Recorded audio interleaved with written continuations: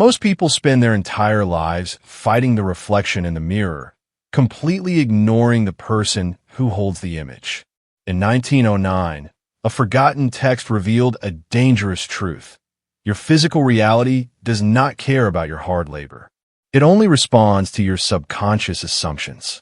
What you feel inside is instantly written into the matrix of the world.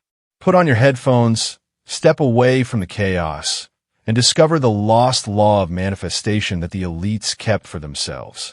Silence your mind, and let's begin. The Alchemy of Asumpto in Chapter I, The Kingdom Within. There is an ancient idea that has echoed through temples, mystery schools, and sacred texts for thousands of years. It is a simple idea, yet if fully understood, it has the power to transform every aspect of a human life. The idea is this: the world you experience is not separate from your mind. What appears to be solid reality is, in ways both obvious and hidden, a reflection of consciousness itself. Most people spend their lives believing that circumstances create thoughts.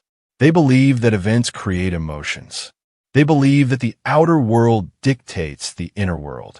But the ancient alchemists taught the opposite, and centuries later, Neville Goddard would teach the same principle using different language. The alchemists called it mentalism. Neville called it the law of assumption. Yet beneath the different names lies the same eternal truth. Reality follows consciousness. The outer follows the inner.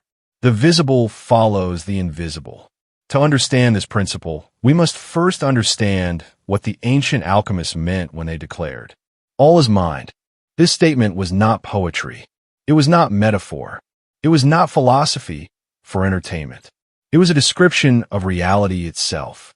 The ancient Hermetic masters believed that everything originates within a universal field of consciousness. Just as a dream emerges from the mind of the dreamer, existence itself emerges from a deeper intelligence. Every object, every event, every possibility, every experience, all emerge from consciousness. If this idea seems strange, consider your nightly dreams. When you dream, entire worlds appear. Mountains exist, cities exist, people speak, events unfold. Yet every element of that dream is produced by a single source: your own mind. The dream character believes the dream world is external. But when awakening comes, the truth becomes obvious. Everything existed within consciousness. The alchemists suggested that waking reality functions according to a similar principle. Not that the physical world is imaginary, but that consciousness is primary, and matter is secondary. This understanding changes everything. Because if consciousness is the cause, then changing consciousness changes effects. This is where Neville Goddard enters the story. Neville spent decades teaching a radical principle. He claimed that imagination is not fantasy. It is creation itself. According to Neville, every condition in life begins as an assumption. An assumption is simply a state accepted as true, whether consciously or unconsciously. Every person carries assumptions about money, about relationships, about health, about opportunity, about success, about themselves. Most people never examine these assumptions. They inherit them. They absorb them from family. They collect them from society. And then they spend years experiencing the consequences. Imagine a man who assumes he is always overlooked. He enters conversations expecting rejection. He notices signs of exclusion. He remembers every slight. Gradually, his assumption becomes self-confirming, not because the universe punishes him, but because consciousness continuously seeks evidence of what it accepts as true. Now imagine another man. He assumes he is valuable, respected, appreciated. He enters the same room differently. He speaks differently. He interprets events differently. He notices opportunities. He inspires confidence. His assumption begins shaping his reality. The difference between the two men is not fate. It is state. This is the central revelation of the law of assumption. You do not become what you want. You become what you assume yourself to be. Most people approach life backward. They say, when I become successful, I will feel successful. When I find love, I will feel loved. When I achieve wealth, I will feel abundant. But Neville taught the reverse. Feel successful first. Feel loved first. Feel abundant first. And reality gradually reorganizes around that state. This is not wishful thinking, nor is it blind optimism. It is the deliberate selection of a state of consciousness. The alchemists understood this process through symbolic language. They spoke of turning lead into gold. Modern minds often interpret this literally. But true alchemy was never merely about metals. Lead represented the lower state of consciousness. Fear, limitation, doubt. Gold represented the awakened state. Confidence, wisdom, creative power. The alchemical journey was always internal. The transformation of self. Neville's teachings reveal the same process. When you assume a new identity, you're performing mental alchemy. You're transmuting one state into another. The person who sees themselves as powerless becomes powerful. The person who sees themselves as unlucky becomes fortunate. The person who sees themselves as limited becomes expansive, not through force, not through struggle, but through sustained assumption. This principle explains why two people can face identical circumstances and produce completely different outcomes. The outer condition is not the determining factor. The inner state is. The state acts like a lens through which reality is interpreted and experienced. Change the lens. Change the world. Ancient mystics knew this. Neville knew this. And perhaps, deep within yourself, you already know it too. There have been moments in your life when confidence seemed to attract opportunity. Moments when fear appeared to create obstacles. Moments when certainty produced results that logic could not explain. These moments are glimpses into a deeper law, a law operating continuously whether recognized or not. The law of assumption does not begin when you learn about it. It has always been operating. Every day, every hour, every moment. The question is not whether you are assuming. The question is what you are assuming. Because every assumption is a seed, and every seed eventually bears fruit. This is why the ancient masters guarded these teachings carefully. They understood that consciousness is creative, and anything creative possesses immense power. A sculptor shapes stone. An architect shapes buildings. But consciousness shapes experience itself. The quality of your assumptions determines the quality of the reality you inhabit. This realization marks the beginning of true mental alchemy. The moment a person understands that they are not merely reacting to life. They are participating in its creation. The moment they stop identifying with circumstance and begin identifying with consciousness. The moment they recognize that the kingdom they have searched for in the outer world has always existed within. For the greatest secret of both Neville Goddard and the ancient alchemists can be summarized in a single sentence. The world mirrors the state of consciousness that beholds it. And once that truth is understood, the work of transformation can finally begin. The Alchemy of Esoteric in Chapter 2, The Philosopher's Stone of the Mind. If the first secret of mental alchemy is that consciousness creates experience, then the second secret is even more profound. How does one deliberately transform consciousness? How does a person move from limitation to abundance, from fear to confidence, from uncertainty to mastery? The ancient alchemists encoded their answer within one of history's most mysterious symbols, the Philosopher's Stone. Legends described it as a magical substance capable of turning ordinary metals into gold. Kings sought it. Scholars searched for it. Entire lifetimes were spent pursuing it. Yet the greatest alchemists understood that the Philosopher's Stone was never merely a physical object. It was a symbol of a hidden power within the human mind, the power of transformation. Neville Goddard identified this power directly. He called it imagination, not imagination as society understands it, not daydreaming, not fantasy, not escapism, but imagination as the creative faculty through which reality itself is shaped. Most people underestimate imagination because they view it as unreal. They imagine a future and dismiss it as fiction. They envision success and label it wishful thinking. They picture abundance and call it fantasy. But Neville insisted that imagination is the true workshop of creation. Everything that exists externally first existed internally. Every building, every invention, every achievement, every civilization, every human accomplishment was once an invisible image in someone's mind. Before it became fact, it was imagination. Before it became reality, it was assumption. The world itself is a gallery of crystallized thoughts. This is why Neville repeatedly taught that imagination creates reality, not because visualizing magically changes the universe overnight, but because imagination changes the state of consciousness from which reality emerges. Consider an architect. Before a structure appears in stone and steel, it exists as a mental blueprint. The building is invisible, yet its existence has already begun. Construction merely reveals what imagination has already conceived. Your life follows the same principle. The future you desire must first exist within consciousness before it can appear in experience. This understanding reveals why most people struggle to create change. They attempt to alter effects while leaving causes untouched. They fight circumstances directly. They battle appearances. They resist unwanted conditions. Yet they continue inhabiting the same internal state that produced those conditions.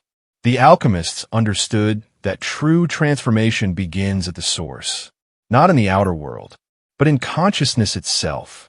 This process was known as transmutation, the conversion of one form into another. Mental transmutation is the art of replacing one state of consciousness with another, replacing fear with certainty, replacing scarcity with abundance, replacing powerlessness with authority, replacing the old identity with the new. This sounds simple, yet it is among the most difficult things a human being can accomplish. Why? Because people become attached to their identities, even painful identities. A person may dislike being unsuccessful, yet unconsciously they may be deeply identified with the story of struggle. A person may desire confidence, yet secretly they may continue assuming weakness. The old state becomes familiar, and familiarity often disguises itself as truth. This is why Neville emphasized feeling, not merely thinking, not merely affirming, feeling. An assumption becomes powerful when it moves beyond intellectual understanding and enters emotional conviction. You can repeat words endlessly. You can speak affirmations for hours. But if your deepest feeling remains unchanged, the old state continues operating beneath the surface. The ancient alchemists described this challenge symbolically. They spoke of purification through fire. The fire represented the discomfort of transformation, the burning away of old beliefs, the dissolution of old identities, the release of mental patterns that no longer serve growth. Every transformation requires this fire, because no new state can fully emerge while the old state continues to dominate consciousness. Imagine a caterpillar. At a certain point, it enters a cocoon. Within that cocoon, something remarkable occurs. The old form dissolves. The creature literally breaks apart before becoming something new. Transformation requires dissolution. The same principle applies psychologically. Before you become a new version of yourself, the previous version must begin to dissolve. This process often feels uncomfortable. Old assumptions resist change. Old stories demand attention. Old fears attempt to reassert control. Yet these moments are not signs of failure. They are signs that transformation is underway. Mental alchemy requires persistence. The alchemists knew that gold was not produced instantly. It emerged through a process. Neville taught the same principle through assumption. You assume the feeling of the wish fulfilled. You return to it repeatedly. You dwell within it consistently. And over time, consciousness begins accepting it as natural. This word, natural, is extremely important. Many people imagine that manifestation occurs through force. But Neville taught that realization occurs through naturalness. When a state feels natural, it becomes dominant. When it becomes dominant, reality begins reflecting it. Think about your own name. You do not need to convince yourself of it. You do not repeat it endlessly to believe it. It feels natural. It feels obvious. It feels real. Neville argued that desired outcomes must eventually acquire the same quality. The state of abundance must feel natural. The state of confidence must feel natural. The state of success must feel natural. The state of being loved must feel natural. Not because circumstances prove it, but because consciousness has accepted it. This is the hidden meaning behind many ancient teachings. Faith is not blind belief. Faith is sustained assumption. Faith is the ability to occupy a state before evidence appears. The farmer demonstrates faith when planting a seed. The seed has not yet become a harvest. Yet the farmer acts as though growth is already underway. Likewise, the practitioner of mental alchemy assumes the reality of a desired state before visible confirmation arrives. This requires courage, because the senses often report the opposite. The outer world may still display traces of the old condition. The old reality may continue presenting itself. The temptation is to abandon the assumption and return to the former state. Yet the alchemists warned against this. For the period between assumption and manifestation is the testing ground of transformation. Can you remain loyal to the inner vision? Can you maintain the state despite appearances? Can you trust consciousness more than circumstance? This is where true mastery begins. Not when conditions are favorable, but when conviction remains stable despite contradiction. The philosopher's stone, then, is not hidden in some forgotten temple. It is not buried beneath ancient ruins. It exists within the human imagination, the faculty capable of selecting a state, occupying a state, and ultimately becoming that state. Every great transformation in history began there. Every revolution, every invention, every masterpiece, every achievement, first imagined, then assumed, then realized. The alchemists understood this truth through symbols. Neville explained it through consciousness, but both pointed toward the same eternal principle. What is consistently imagined eventually seeks expression. What is faithfully assumed eventually becomes experience. And the individual who masters imagination masters the very substance from which reality is formed. For imagination is not merely the beginning of creation. It is the philosopher's stone itself. The Alchemy of Ssumptio in Chapter 3, The Mirror of Reality. There is a moment that arrives on every path of awakening.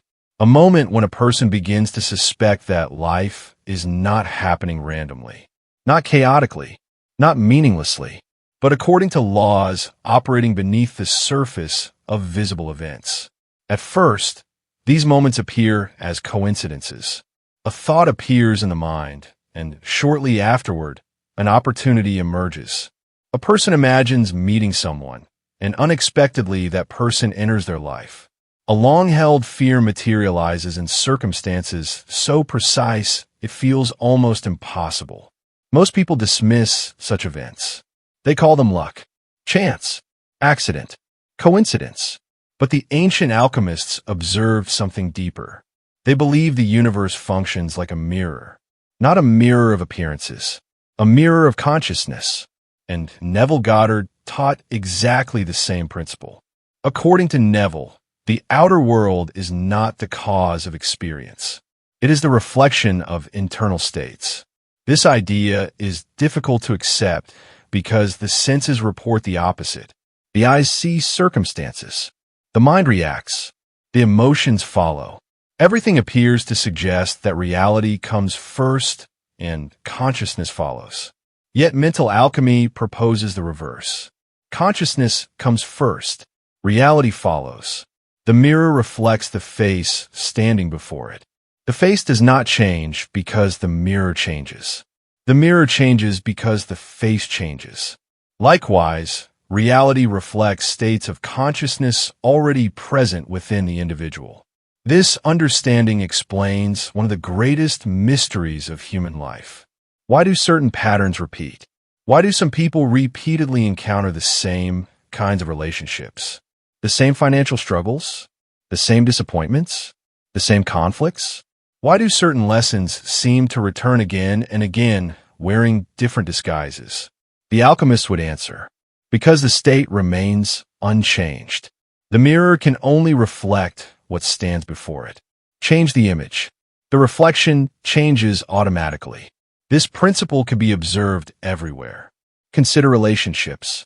A person who assumes they're unworthy of love may unconsciously attract experiences that reinforce that belief. Not because the universe is cruel, not because fate is punishing them, but because consciousness continually interprets reality through its dominant assumptions. Every interaction becomes filtered through the same lens. Neutral events appear threatening. Small misunderstandings seem significant. Opportunities for connection go unnoticed. The assumption creates the experience. Then the experience appears to confirm the assumption. A cycle is formed, and what began as an internal belief gradually becomes an external reality. Neville referred to this process as living in a state. A state is more than a thought. It is more than an emotion. A state is an entire psychological atmosphere, a complete identity, a way of perceiving the world. When a person lives in the state of abundance, they notice possibilities. When they live in the state of scarcity, they notice limitations. The external world may remain identical, yet the experienced reality becomes entirely different. This is why two individuals can walk through the same circumstances and emerge with opposite conclusions. One sees opportunity, the other sees obstacles. One sees growth, the other sees defeat. The difference is not the world. The difference is the state. The mirror reflects accordingly. The ancient Hermetic teachings describe this through the principle of correspondence. As above, so below. As within, so without. These words have been repeated for centuries, yet few fully grasp their meaning. They describe the relationship between inner and outer reality, between consciousness and manifestation, between assumption and experience. The outer world corresponds to the inner world. The visible corresponds to the invisible. The effect corresponds to the cause. Everything mirrors something deeper. This principle becomes especially apparent when observing synchronicities. A synchronicity is an event that appears meaningful beyond ordinary probability. A seemingly impossible coincidence. An unexpected connection. A chance encounter occurring at precisely the right moment. The rational mind often struggles to explain such events. Yet those who study mental alchemy view them differently.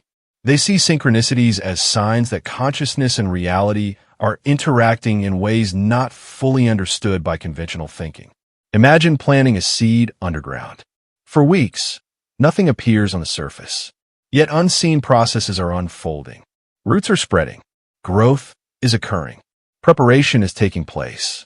Then one day, the plant emerges. The visible appearance seems sudden, yet the process began long before.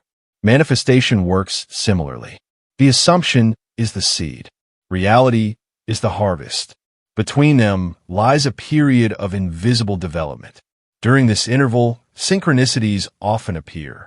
Unexpected opportunities, helpful encounters, perfect timing, the rearrangement of circumstances, not necessarily through magic, but through mechanisms deeper than ordinary awareness.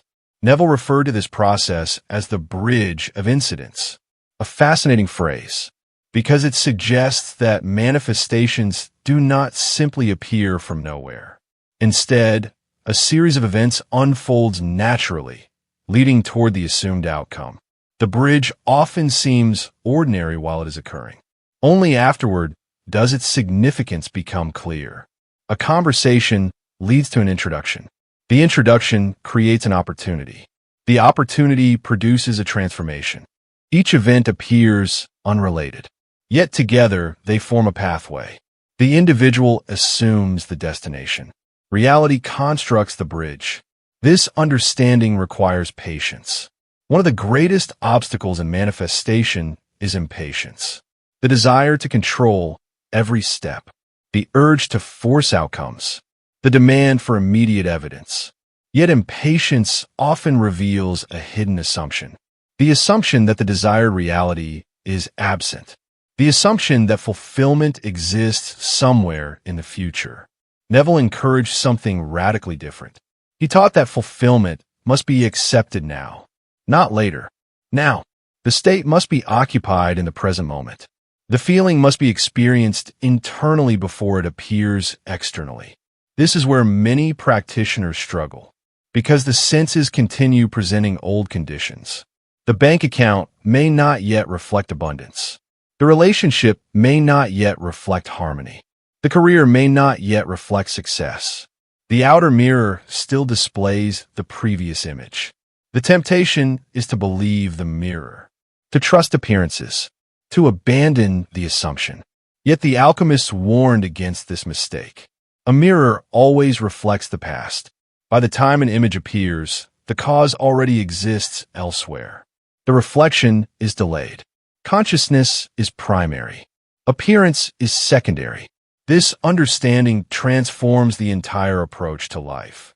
Instead of reacting to circumstances, one begins observing states. Instead of blaming events, one examines assumptions. Instead of attempting to force reality, one transforms consciousness. The battle moves inward, and in doing so, becomes far more powerful. Because outer conditions can be endlessly complex, but consciousness remains accessible.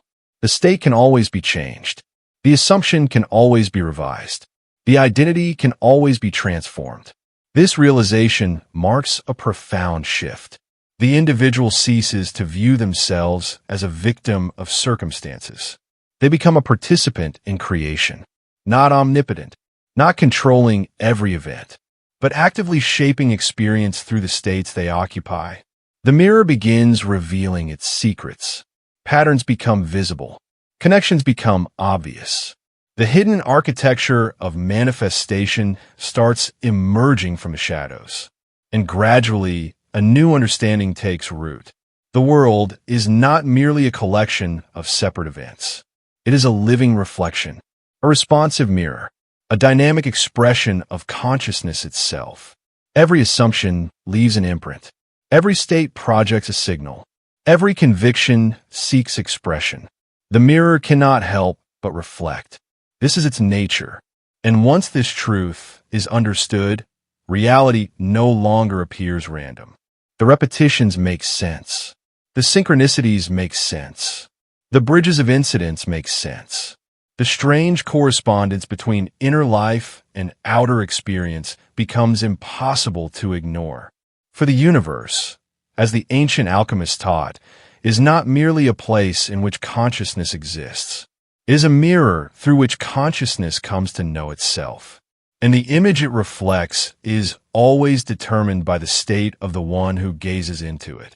The Alchemy of esoteric in Chapter 4, The Alchemist's Throne. Every journey of transformation eventually arrives at a final question.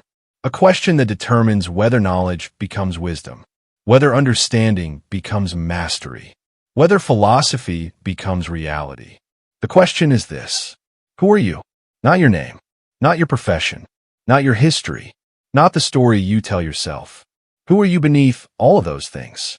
The ancient alchemists believed that the answer to this question contained the greatest secret of all, because every human life is ultimately shaped by identity. Not effort, not luck, not even circumstances. Identity. A person acts according to who they believe themselves to be. A wealthy person may lose money and rebuild it. A confident person may face failure and recover. A courageous person may encounter fear and continue forward. Why? Because their identity remains intact. Their circumstances change. Their state does not.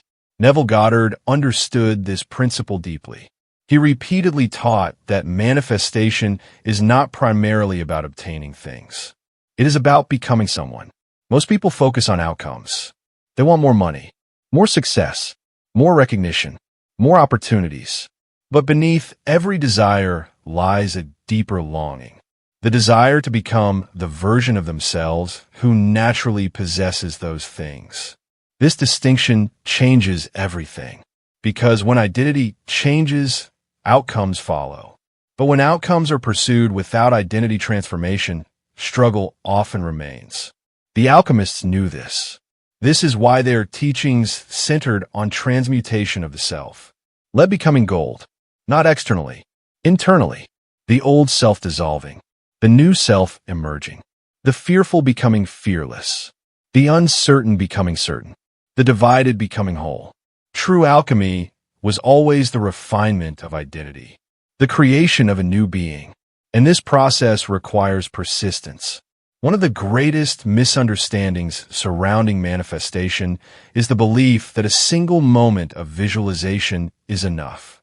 That one assumption instantly transforms reality.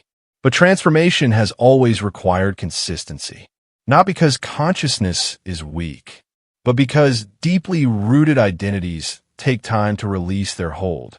Imagine a river carving through stone. The river appears soft. The stone appears solid. Yet over time, the river reshapes the landscape, not through force, through persistence. The same principle governs consciousness. Every time a new assumption is chosen, a new pathway is strengthened. Every time a desired state is occupied, a new identity becomes more familiar. Every time attention returns to the chosen vision, transformation deepens. Eventually, a threshold is crossed. The new state no longer feels artificial. The new identity no longer feels imagined. It begins feeling natural. And what feels natural becomes reality. This is the hidden meaning behind mastery. Mastery is not control over the world. Mastery is control over state. The ability to remain internally aligned regardless of external appearances. Most people allow circumstances to determine their consciousness. The master reverses the process. Consciousness determines their relationship to circumstances. The difference is profound. When praise arrives, they remain centered. When criticism arrives, they remain centered. When success appears, they remain centered. When challenges emerge, they remain centered. Because their identity is no longer dependent upon conditions. It originates from within. This inner stability was often represented by the throne. Across countless traditions, kings and queens symbolize sovereignty, not political power, inner authority, the capacity to govern one's own kingdom. And according to Mental Alchemy, the kingdom is consciousness itself. Every thought is a citizen. Every belief is a law. Every assumption is a decree. The individual sits upon the throne whether they realize it or not. The only question is whether they rule consciously or unconsciously. Most people rule unconsciously. They permit fears to issue commands. They allow old memories to dictate decisions. They surrender authority to appearances. The result is chaos within the kingdom. Conflicting assumptions. Contradictory desires. Endless inner division. The conscious alchemist chooses differently. They deliberately select the state they wish to occupy. They guard it carefully. They nourish it consistently. They refuse to surrender it to temporary appearances. And through this discipline, a remarkable transformation occurs. The outer world gradually begins reflecting the inner order. Opportunities appear where obstacles once stood. Solutions emerge where confusion once dominated. Confidence replaces hesitation. Purpose replaces uncertainty. Not because reality has suddenly become different, but because consciousness has become different. The mirror responds accordingly. At this stage, another realization begins to emerge. Perhaps the most profound realization of all. The goal was never merely manifestation. The goal was awakening. For many begin this path seeking external results. They want success, love, wealth, achievement, and there is nothing wrong with these desires. They are natural, yet over time, something unexpected happens. The individual discovers that the greatest reward is not the manifestation itself. It is the transformation that occurred along the way. The confidence gained, the self-knowledge acquired, the inner freedom developed, the recognition of their creative nature, the realization that they are not merely passengers in life.